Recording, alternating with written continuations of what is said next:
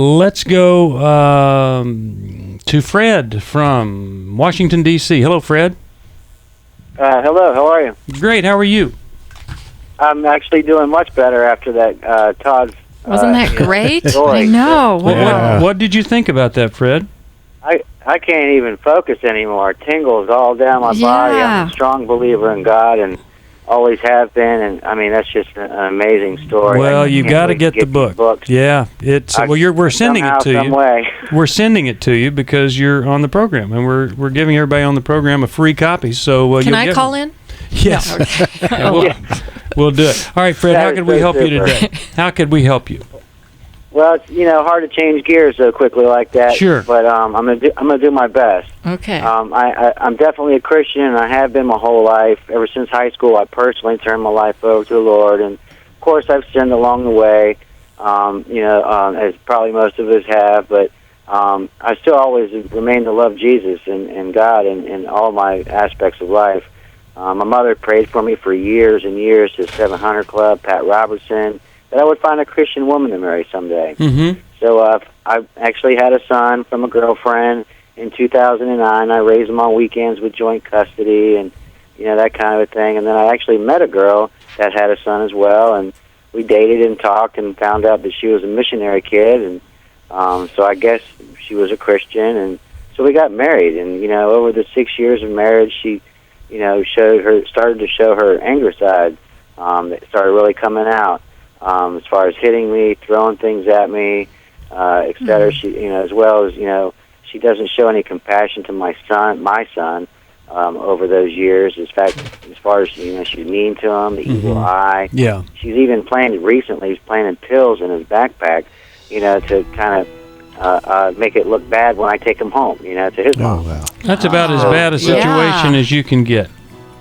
No, and she's just been so mean towards my parents. My parents have graced us with, gifts over the years as being the grandparents of our. We also had 2 daughters together during our 6 years of marriage. And anyway, needless to say, she shows a lot of anger constantly, and I think a lot of it might be, obviously my fault. I ran into a marriage possibly too soon. I do have a sexual addiction. What's the question for us before we go to the break? Can you give me a quick question?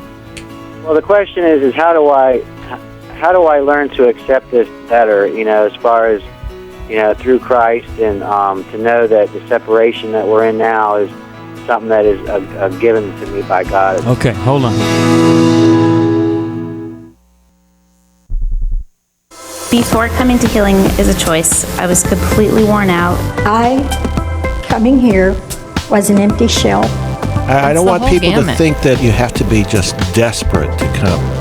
It's for people who don't know what to do next. To open up to 8 different strangers was actually a relief. And so much got off my shoulders, and I feel so much lighter now, and I feel so much better, and I feel like I can give so much more to other people, and I don't feel ashamed. And I don't feel like I'm damaged goods. Group therapy is different than individual therapy. But it's like a year's worth of individual therapy. They fit together nicely. The Healing is a Choice weekend is coming up January 20th. To register or to find out more, call today. 1-800-NEW-LIFE. That's 1-800-639-5433. Or log on to newlife.com. I leave here with hope. For the first time in 2 years, I am free.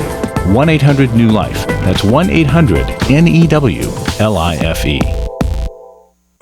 Hi, this is Stephen Arterburn from New Life Ministries. We know that Christian counseling changes lives. We hear evidence of that every day. I feel like I'm a person for the first time in my life. I feel like I wasn't whole before, or that I couldn't enjoy life. I had such a big weight on my shoulders that I had nothing to look forward to. I'm such a better wife, and I'm a better daughter, friend, a better worker.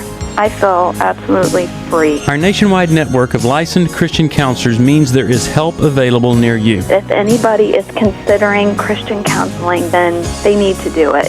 They need to take that step. You don't have to be stuck where you are, but you can't really expect to change unless you take action. Call us today at 1-800-NEW-LIFE. It could be the start of a whole new life for you. Christian counseling works, and we can help. Call 1-800-NEW-LIFE today. Someone who cares is always there at 1-800-NEW-LIFE.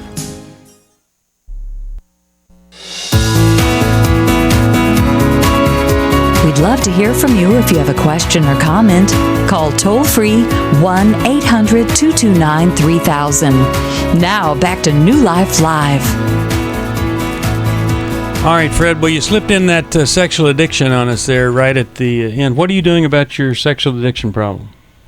Well, I went back to the Lord, reading my Bible constantly, going to SA meetings, SLA meetings, got a free counselor. I don't know how, but through the grace of God, somebody recommended somebody. I don't have any money, a lot of money actually at all. Okay. So the guy's actually offering to see me for free, in hopes that maybe I could trade with him something, my services, or in the future when I get money, I'll give him some. But it's a free kind of thing, and not to mention just the church. I mean, I keep going to church constantly. Okay. And, I've been, sober for a while, and from my addiction, and but it's a hard addiction, obviously. In Steve Arterburn's book, I have, during my separation, my wife left the house in shambles.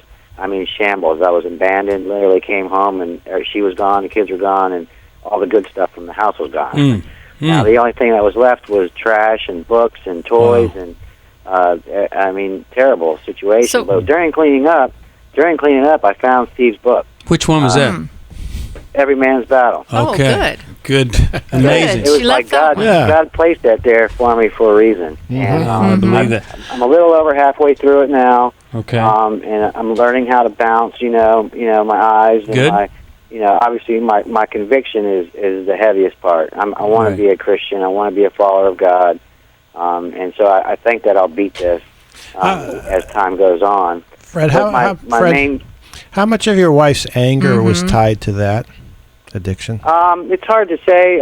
She's known that I've looked at porn in the past, and she's, but I don't think it's ever been. I didn't think it was ever been, like she's never threatened, I'm going to leave you because if you look at porn anymore. I mean, that was never the case. She's never mentioned it, and except for that, I wish you would stop. That kind of a story, but. It was just like a cold turkey thing one day. I came home and bang. Okay, now, all right, let me ask you one quick thing. So your wife puts pills in your son's backpack so that he'll get in trouble when he goes home. What did you say to her when that happened? How did you handle that? Well, it was hard to handle. I actually went up and my son called me upstairs and, to the bathroom. He's like, Dad, I got to talk to you. And we have a great relationship, my son and I. And even her son is like my son. I mean, I raised him since he was a child, and he loves me to death, too. But my son was like, Dad, you got to talk to me about this. And so I go upstairs, and I was like, what? He's like, man, Dad, these pills are in my backpack, and I don't know how they got there. And I believe my son. I mean, sure. I'm scared of my wife already, so I know. So what did you do? So I approached my wife, and I told her, I was like, how did these get in Bridget's backpack? Well, I'm sorry, I didn't mean to say the name, but yeah, that's all right. It's okay. She's like, well, I found he was creeping around in our room, sneaking around in our room, and I know my son wouldn't do that. He's never done it before, right? Let alone sneaking. My son does not sneak, So I found that to be kind of difficult to fathom. I counted the pills that were in the container. It said there were so many, and I counted what was left, and I asked her. I said, well, I guess there's still some more missing.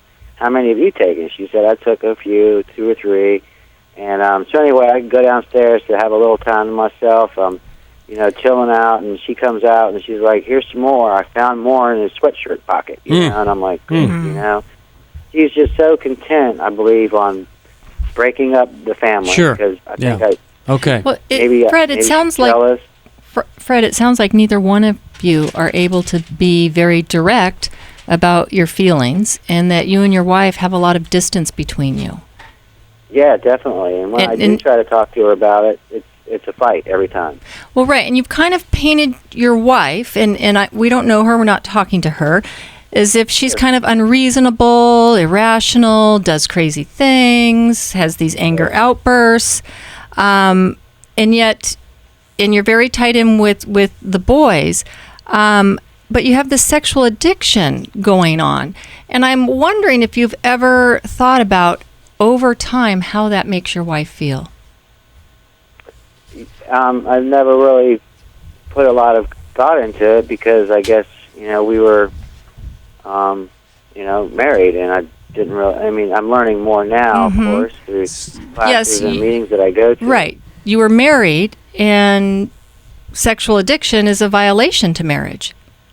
Sure, and I realized that it was just as bad as committing adultery. So multiple times you're going to a picture or something outside of the marriage instead of creating intimacy with your wife, emotionally, and in all ways. Well, it also says something about the lack of connection in your marriage. Yes, relationship. absolutely. And there's responsibility on both sides. Yeah, and sure. There wasn't much of a marriage there, and maybe that's what she's been angry about. What does she say now? What does she want from you now? She doesn't say much. She'd rather me, probably be in jail somewhere or whatever. She just doesn't want any part of it. So your question for us was, how do you accept the way it is? Pretty much, because I do want to think of it as a burden that's being lifted now. Well, I've got a different path for you than just acceptance. Okay. Sure. Yes, sir. Thank you. So we're going to do that as soon as we come back right after this. You are listening or watching New Life Live. Glad you are. Dr. Jill Hubbard, Dr. Dave Stoop, myself, Steve Arterburn, and we'll take this break. If you need some help, it's 1-800-NEW-LIFE, or you call newlife.com. It's also the place you can go to become part of Club New Life, a wonderful organization of people who give to this ministry. At New Life, we are passionate about helping people experience recovery, and it's no exception when it comes to recovery from the addiction to drugs or alcohol. We are very grateful to have found what we believe is the premier facility to offer a Christian 12-step model of care. It treats the whole person and offers biblical values as the foundation for treating the mind, body, and spirit. Our partner in drug and alcohol addiction provides exemplary medical and psychiatric care, as well as Christian-based psychotherapy, pastoral counseling, biblical studies and meditation, educational groups, worship and prayer, and a Christian 12-step program. The approach is non-denominational and guides the patient to experience freedom through a renewed relationship with Jesus Christ. Call us today at 1-800-NEW-LIFE if you or someone you love is struggling with drug or alcohol addiction. That's 1-800-639-5433, or go to newlife.com. 1-800-NEW-LIFE, 1-800-639-5433. I just absolutely believe in the mission of New Life, and I feel that the materials provided and the biblical counseling perspective is so valuable and not available in so many places. And New Life and membership in Club New Life provides access to the live program and also CDs available to listen to. So I know it's easy to turn on the radio and receive the benefit, but those services don't come without expense. And I would sure like to see the program remain on. So I would like to challenge listeners who listen and receive benefit but haven't yet given to actually give this year and continue the giving, of course, because more people need to hear. Call 1-800-NEW-LIFE and ask how you can start your Club New Life membership today. 1-800-NEW-LIFE.